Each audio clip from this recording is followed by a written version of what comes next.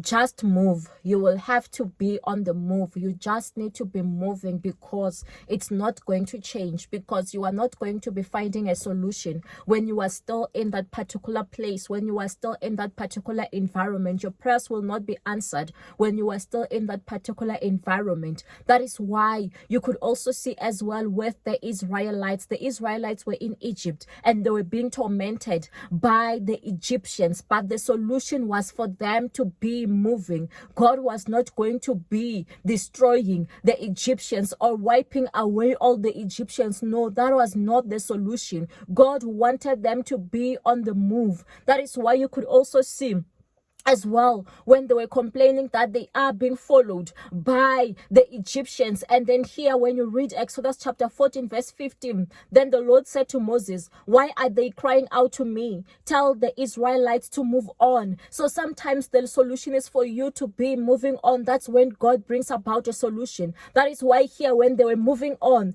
that is when God parted the Red Sea. When they were moving on, God provides solutions when you are moving on. Some of you have been praying about your toxic bosses, and you've been praying for a miracle that maybe God can remove that toxic boss from that environment. But God is saying that no, you will have to be the one on the move. You have to move out of that particular situation. Some of you are stuck in relationships with people that you are not even married to, but they are quite abusive. They are very, very toxic, and you are busy praying for their change. But some of you, God is saying that you will have to move on.